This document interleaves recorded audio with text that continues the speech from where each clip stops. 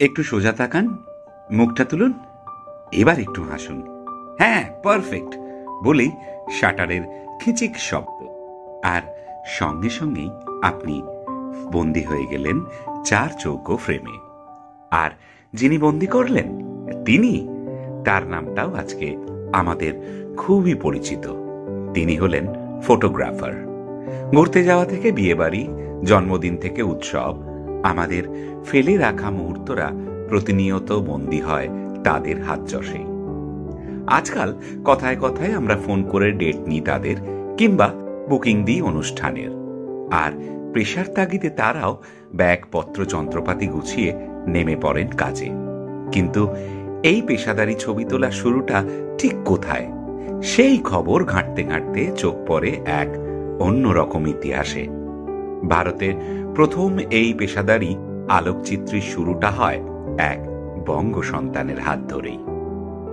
1866 সালের 11 জানুয়ারি জন্মগ্রহণ করেন আলোকচিত্রের সেই জাদুকর, বাঙালির ইতিহাসের অনন্য নাম লক্ষ্মীনারায়ণ রায়চৌধুরী। হাংরি আন্দোলনের পরিচিত মুখ মলয় রায়চৌধুরীর দাদু। দাদু স্মৃতিচারণে আক্ষেপের সুর ফুটে উঠেছে লেখকের কলমে।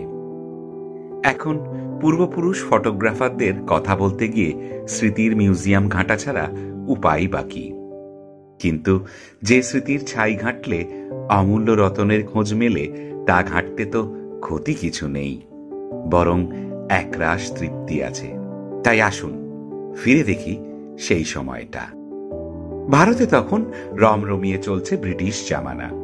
কলকাতার সাবর্ণ রায়চৌধুরী বংশের উত্তরপাড়া কোতরং শাখার রত্নেশ্বর রায়চৌধুরী পরিবারে জন্মগ্রহণ করেন লক্ষ্মীনারায়ণ রায়চৌধুরী। পিতা যদুনাথ রায়চৌধুরী এবং মাতা মাতঙ্গিনী দেবীর কনিষ্ঠ পুত্র ছিলেন লক্ষ্মীনারায়ণ। মাত্র 16 বছর বয়সে কলকাতার পটুয়াটুলি নিবাসী মুখোপাধ্যায় পরিবারের অপূর্বময়ীর সঙ্গে বিবাহ হয় লক্ষ্মীনারায়ণের। এই বিবাহ সূত্রেই লক্ষ্মীনারায়ণ কলকাতার তদানীন্তন বুদ্ধিজীবী সমাজের সদস্যদের সঙ্গে পরিচিত হন, আর এখানেই তার প্রথম হাতেখড়ি হয় আঁকার খাতায়। রং তুলি আর ছবির প্রতি যে অকৃত্রিম টান ছিল তার সূত্রপাত এখান থেকেই। পরবর্তীকালে তিনি কলকাতায় ব্রিটিশদের সঙ্গে দেখা করতে আসা বাহাওয়ালপুরের আমিরের এক প্রতিনিধির মাধ্যমে ওই রাজ্যের রাজ পরিবারের সদস্যদের ছবি আঁকার জন্য আমন্ত্রণ পান। তার কাজের জাদুতে খুশি হয়ে তাকে প্রশংসাপত্র প্রদান করে রাজ পরিবার। শুরু হয় তার পেশাদারি ছবি আঁকার যাত্রাপথ। মলয় রায়চৌধুরীর আত্মজীবনী থেকে জানা যায়, বাওয়ালপুরের সেই সময়ের দুটি ডাক টিকিটের প্রচ্ছদ এঁকেছিলেন লক্ষ্মীনারায়ণ রায়চৌধুরী। তার কাজের জাদুকাঠিতে আফগানিস্তানের রাজ পরিবারের সদস্যদের ছবি আঁকার জন্য আমন্ত্রণ পান তিনি। বাংলা ও ইংরেজির পাশাপাশি আরবি আর পার্সি ভাষাতেও সমান সাবলীল ছিলেন তিনি। ফলে দেশান্তরের পথে খানিক বাড়তি সুবিধে ছিল তার ঝুলিতে।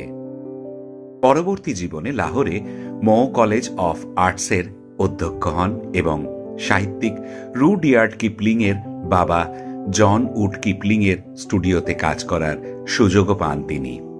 এই সময় থেকেই ফটোগ্রাফির প্রতি তার ঝোঁক বাড়তে থাকে। শিখতে শুরু করে প্রথাগত ফটোগ্রাফি। 1880 সাল নাগাদ নতুন বেলোলেন্স ক্যামেরার আবির্ভাব ঘটে। এই ধরনের ক্যামেরায় ফটোগ্রাফির জন্য প্রথম ডার্ক রুমের প্রয়োজন পড়ে। এরপর 1886 সালে লক্ষ্মীনারায়ণ একটি বেলোলেন্স ক্যামেরা এবং ছবি তোলার সব সরঞ্জাম কিনে বাড়িতেই একটি ছোট ঘরকে ডার্ক রুম হিসাবে ব্যবহার করে কাজ শুরু করেন। লাহোর শহরেই শুরু হয় ফটোগ্রাফির স্থায়ী ব্যবসা। নতুন সংস্থার নাম রাখেন তিনি Raychaudhuri and company, photographer and artist. বাঙালির তৈরি প্রথম ফটোগ্রাফির ব্যবসা এটি। নিজের ছেলেদের হাত ধরে আলো আর লেন্সের দুনিয়ায় দাপিয়ে বেড়াতে লাগলেন এই বাঙালি লক্ষ্মীনারায়ণ রায়চৌধুরী।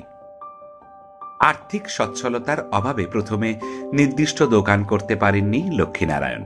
যেসব রাজ পরিবারের সদস্য এবং ধনী ব্যক্তিরা ছবি তোলাতে চাইতেন, তিনি তাদের বাড়ি গিয়ে গিয়ে ছবি তুলে আসতেন। মুখাকৃতি থেকে তৈলচিত্র তৈরি করে দেওয়ার কাজে ইতিমধ্যেই নিযুক্ত ছিলেন তিনি। ফলে রাজ পরিবারের সদস্যদের ঘণ্টার পর ঘণ্টা শিল্পীর সামনে বসে থাকতে হতো। সে কারণে তারা বিরক্তও হতেন। এমনকি পর্দা প্রথার কারণে রাজ পরিবারগুলিতে মহিলা সদস্যদের তৈলচিত্র আঁকতে লক্ষ্মীনারায়ণের অসুবিধেও হতো। কিন্তু হাতে ক্যামেরা এসে গিয়ে সেই জটিলতা কমিয়ে দেয়। এরপর লক্ষ্মীনারায়ণ তাদের ছবি তুলে এনে তা দেখে ছবি এঁকে দিতে আরম্ভ করেন। স্ত্রী, 6 পুত্র এবং 1 কন্যা নিয়ে লক্ষ্মীনারায়ণের ছিল ভরপুর সংসার। কাজের সূত্রে ঘুরে ঘুরে বেড়াতে হলেও তিনি ছিলেন আদ্যপান্ত বাঙালি ঘরের ছেলে।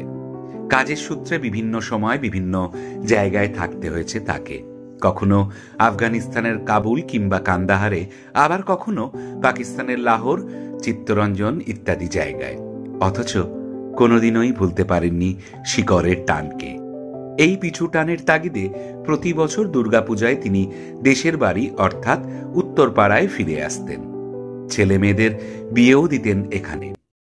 এরপর পৈতৃক সম্পত্তির ভাগ পেলে লাহোরের পাট গুটিয়ে পাকাপাকিভাবে চলে আসেন উত্তরপাড়ায়। শুরু হয় বাংলার মাটিতে নতুন করে তার পথ চলা। কিছুদিনের মধ্যেই দ্বারভাঙা মহারাজার আমন্ত্রণে পাটনা যেতে হয় তাকে। আর সেখানেই হৃদরোগে আক্রান্ত হয় লক্ষ্মীনারায়ণ। 1933 সালের 8ই নভেম্বর তিনি শেষ নিঃশ্বাস ত্যাগ করেন। সময়ের হিসেব মেনে চলে যান বাঙালি ফটোগ্রাফির সর্বকালের নায়ক, কিন্তু রেখে যান তার কাজকে। আর বাঙালিকে দিয়ে যান অহংকার করার নতুন হাতিয়ার, রোজগারের নতুন দিশা।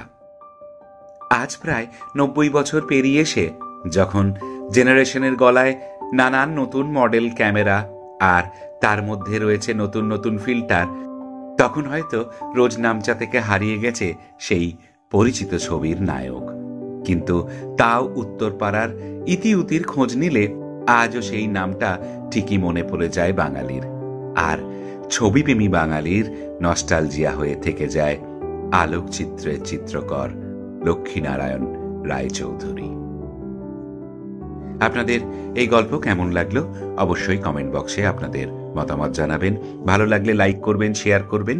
আর আপনাদের কাছে যদি কোনো এই সম্বন্ধে তথ্য থাকে আমাদের সাথে তা কমেন্ট বক্সে শেয়ার করবেন। আর যারা এখনো পর্যন্ত গল্প কিন্তু সত্যি চ্যানেলের সাথে যুক্ত হননি, তারা অবিলম্বে এই চ্যানেলটিকে সাবস্ক্রাইব করে বেল আইকন টিপে দিন, কারণ নিয়মিত এইরকম নানান বিষয়ের অজানা কিন্তু সত্যি গল্পের ভিডিও আপলোড হলেই তার নোটিফিকেশন আপনারা পেয়ে যাবেন। তো আজ এ পর্যন্ত, আবার আগামীকাল আমি হাজির হব নতুন একটি গল্প নিয়ে। ততক্ষণ সবাই খুব ভালো থাকবেন।